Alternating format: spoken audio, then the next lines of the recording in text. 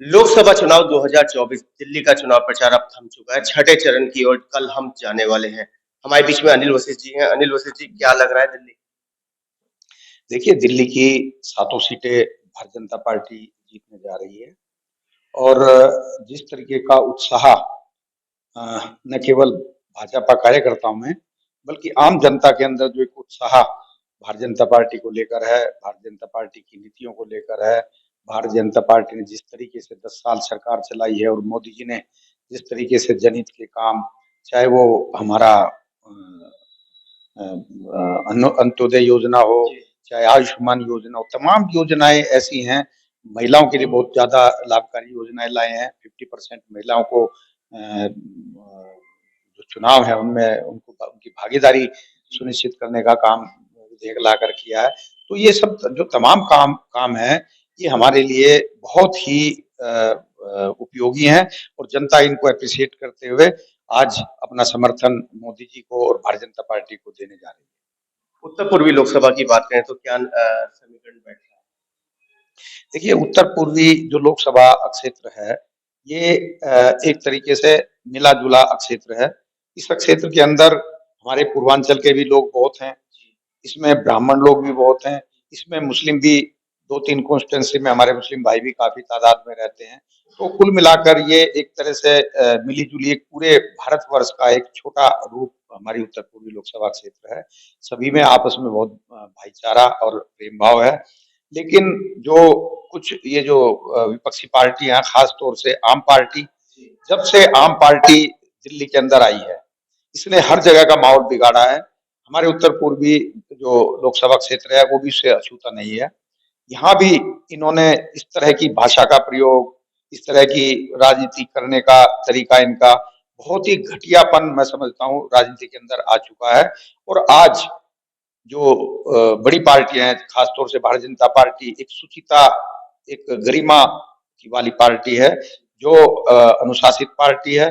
तो वो उस मामले में इनके घटियापन में हम इनकी बराबरी नहीं कर पाते। लेकिन जनता देख रही है, इनका घटियापन उजागर हो रहा है। महिलाओं के पे अत्याचार करना या तमाम जो इनके क्रियाकलाप पिछले रहे हैं, चाहे वो घोटाले हों, तमाम क्रियाकलाप इनके एक तरह से देश विरोधी रहे हैं, दिल्ली के विकास के विरोधी रहे हैं।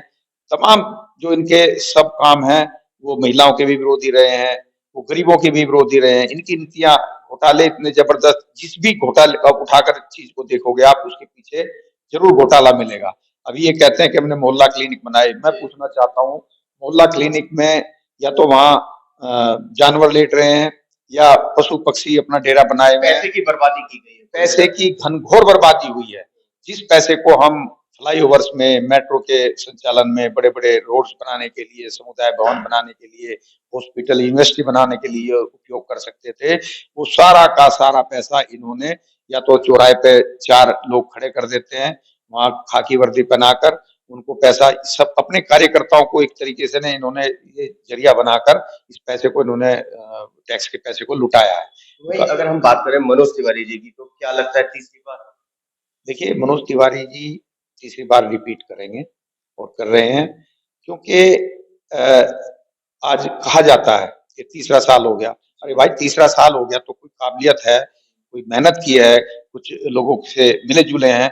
और मैं देखने में आया खास तौर से जो व्यक्ति निरंतर अपने अंदर अच्छाइयों को लेकर आता रहता है, तो मनोज तिवारी जी की एक खास बात ये रही कि जैसे जैसे उनका कार्यकाल तीसरे कार्यकाल की तरफ वो बढ़ रहे हैं, तो उन्होंने अपने व्यवहार के अंदर बहुत बदलाव किया है। अपनी मिलनसारिता में, लोगों की मदद करने में, अपने इलाके के अंदर विकास के कार्य करने में एक बहुत ज्यादा लगनशीलता उन्होंने दिखाई है।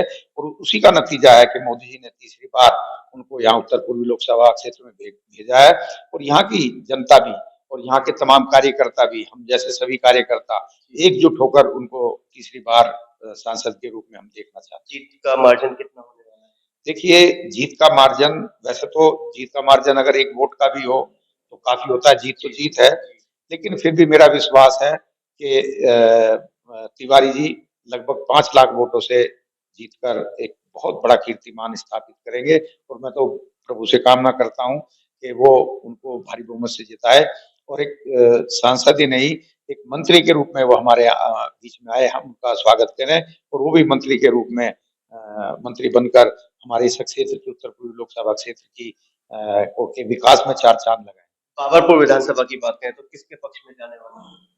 देखिए, बाबरपुर विधानसभा जैसे अभी मैंने कहा कि उत्तर पूर्वी जो लोकसभा क्षेत्र है, वो एक भारत का विस्तृत रूप है, जैसे सब एक गुलदस्ते की तरह रहते हैं, ऐसी हमारी बाबरपुर विधानसभा है। यहाँ पर हमारे मुस्लिम भाई भी काफी तादाद में हैं, ब्राह्मण भी काफी तादाद में हैं, उसके अलावा और तमाम जितनी वैश्य बिरादरी हैं, क्षत्रिय बिरादरी हैं या ओबीसी या SC ST हैं, तमाम तरह के लोग हमारी इस कॉन्स्टिट्यूंसी में रहते हैं। लेकिन एक जो बंटवारा आप पार्टी ने करने की कोशिश की है इस चुनाव के अंदर, मुस्लिमों को वोट लेने के लिए उनको भड़काना, उनको भारतीय जनता पार्टी के खिलाफ जहर उगलना, तो जो ये रणनीति उन्होंने अपनाई थी, ये रणनीति उल्टी उनके सर पर आकर पड़ी है। आज मुसलमान तो उनकी नीतियों को समझ चुके हैं, क्योंकि मुसलमानों ने एक बार नहीं, कोरोना के टाइम में और तमाम इन्होंने देखा है, इनकी नीतियों को देखा है, तो मुसलमान पहले से इनकी नीतियों को समझ चुका था। तो इन्होंने जो एक चाल खेली थी मुसलमान वोट हासिल करने के लिए, फर्केबाजी का फैलाने के लिए, लोगों के अंदर कट्टरतावाद फैलाने के लिए, वो उल्टा उनके सर पर आकर पड़ा है। आज मुस्लिम भी काफी प्रतिशत वोट भारतीय जनता पार्टी को मिलेगा और हिंदू भी, जो हिंदू वोट है या जो हमारा एक विकास को समर्थक वोट है, वो डटकर आज भारतीय जनता पार्टी के उम्मीदवार मनोज तिवारी जी को पड़ेगा। मतदाताओं से क्या अपील करेंगे? मतदाताओं से मेरी यही अपील है कि गर्मी है, गर्मी से बचकर रहें, खूब पानी पिएं और खूब तरल चीजें, खरबूजा, तरबूज खाएं और 7 बजे, क्योंकि तेज धूप है, आलस भी आ सकता है, तो 7 बजे बिल्कुल आप सब काम छोड़ के, नहाओ धो नहीं, अगर नहा धो तो बहुत अच्छा, 5 बजे उठ के नहा धो के भगवान की प्रभु की पूजा करके और आप 7 बजे मतदान करके आए। उसके बाद जो भी आपको काम करना है वो काम करें और बाहर खास तौर से एक बात मैं और राहुल जी आपके चैनल के माध्यम से बता दूं, एक चाल और आप पार्टी के लोग भी बड़े चालबाज किस्म के लोग हैं, इन्होंने एक चाल और चली है कि इन्होंने बसें लगाई हैं धार्मिक स्थानों पर भेजने के लिए, खास तौर से मतदान के लिए। पहली बात तो इस तरह की बसों पे रोक लगनी चाहिए, इसको संज्ञान में चुनाव आयोग को लेना चाहिए। ये क्या करते हैं कि जो वोटर है, जो एक तरीके से भाजपा वोटर है, उसको ये चाल ये चलना चाहते हैं कि वो लोगों को किसी तरीके से हम वृंदावन, मथुरा या अयोध्या या कहीं भी उनको हम तीर्थ स्थान के बहाने उनको ले जाएं और वो वोट ना कर सके। तो मैं इस नीति की भी उनकी आलोचना करता हूं और भर्त्सना करता हूं कि उनको ऐसा नहीं करना चाहिए। लोकतंत्र का पर्व है, सब जितने भी हमारे अपना मताधिकार का हर वोटर को अपने मत का प्रयोग करना चाहिए, डट के मत देना चाहिए, आप चाहे किसी भी विचारधारा के हों। लेकिन जब आप वोट डालने जाएंगे तो निश्चित तौर से आपके दिमाग में एक कंपैरिजन घूमता है और जब आपको कंपैरिजन घूमता है तो एक तरफ केजरीवाल जैसी सोच है जो विभाजनकारी है, जो देश विरोधी है, जो एक तरीके से जनता के अंदर कट्टरवाद का जहर फैलाने की मानसिकता है और एक तरफ देश को जोड़कर विकास की ओर ले जाने की एक मंशा है, एक गरिमा है, एक भारतीय संस्कृति का प्यार है। तो हमें कम से कम अपना वोट डालते हुए ये जरूर देखना चाहिए कि हमारी भारतीय संस्कृति की कौन रक्षा करता है, कौन इसको देश के विकास की ओर लेकर जाता है, कौन इसको टुकड़े टुकड़े गैंग से बचाता है। तो ये सब बातें मैं समझता हूँ कि सब ध्यान में रखें, देश सर्वोपरि है, देश के बारे में सोचकर वोट करें, ये मैं बताता हूँ। अनिल जी, वही बात करें, जब से ब्राह्मण कन्हैया कुमार पर कालख पोती गई, थप्पड़ मारा गया, कहीं ना कहीं ब्राह्मणों में नाराजगी है, तो क्या उसका असर मनुष्य को पड़ेगा? देखिए, सबसे पहले तो मैं आपको बता दूं